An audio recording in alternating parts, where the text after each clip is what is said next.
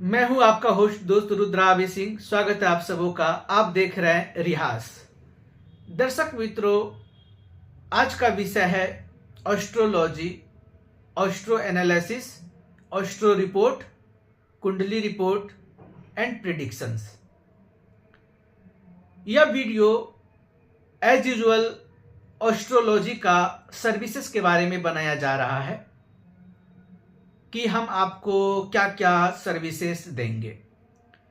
दर्शक मित्रों, सबसे पहले है क्या कि आपका जो संपूर्ण अगर डिटेल अगर आपके पास अवेलेबल है, आपका date of birth, birth of time, birth of place, तो आपका वैदिक जन्म कुंडली बन सकता है, बनेगा और आपके प्रेडिक्शंस आएंगे। एक तो हो गया आपका कुंडली, और दूसरे मायने में आपका न्यूमरोलॉजी के आधार पर आपका न्यूमरो चार्ट, आपका लोसु ग्रिड, कौन से राजयोग हैं, कौन सा दोष है, ये तमाम चीजें आपको न्यूमरो चार्ट में मिलेंगे।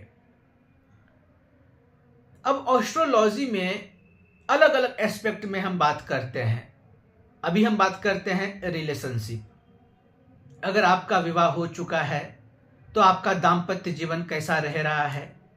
अगर आपके दाम्पत्य जीवन में मधुरता नहीं है, अगर पति पत्नी के बीच डिस्प्यूट है तो क्यों है, कारण क्या है और समाधान क्या होगा।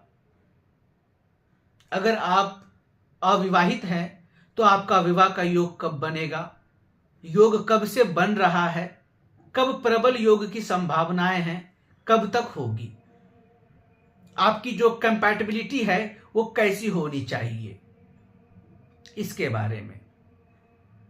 अगर आपका कैरियर है, अगर आप जॉब कर रहे हैं तो अच्छी बात है, अगर नहीं कर रहे तो आपको किस डायरेक्शन में आपको जॉब करनी चाहिए। यानी कि आपकी कुंडली, आपकी जन्म कुंडली जो कहेगी, जो व्यापार आपके लिए निर्धारित किया है आपकी कुंडली, जो जॉब आपके लिए निर्धारित किया है, उस आधार पर, योग के आधार पर आपको बताया जाएगा। हम इस बात की गारंटी नहीं देंगे कि आपका फलना चीज में आपका गवर्नमेंट जॉब लगेगा ही लगेगा, नहीं। गवर्नमेंट जॉब का योग बनता है, लेकिन जन्म कुंडली या जन्म कुंडली ये प्रमाण नहीं देता कि आपकी पर्टिकुलर चीज में आपकी जॉब लगेगी। हाँ, आपके व्यापार के अलग अलग भाग को रिप्रेजेंट जरूर करता है कि आपको किस क्षेत्र में आपको व्यापार करनी चाहिए जिससे आपको विशेष लाभ मिलेगा, तो हम आपको यह बताएंगे। दूसरा चीज कि अगर आप अपने जीवन में परेशानी में चल रहे हैं, आपने पहले कुंडली किसी को दिखाया है, उन्होंने कुछ उपाय भी बताए हैं, आप जेम स्टोन भी धारण किए हैं, फिर भी आप सेटिस्फाइड नहीं हैं, आप प्रॉब्लम में हैं, कहीं ना कहीं कुछ ना कुछ चीजें कि आपको अंदर कमी रह रही है, तो कौन सी कड़ी है, कौन से छुटी हुई बातें हैं, वो बातें हम आपको बताएंगे रियाज के एस्ट्रो रिपोर्ट में। और दूसरा सबसे अहम बात कि आप जो साधना और आराधना कर रहे हैं वो किस शक्ति की आराधना कर रहे हैं, उसका चयन भी आपने सही किया है या नहीं किया है, हम यह भी आपको बताएंगे।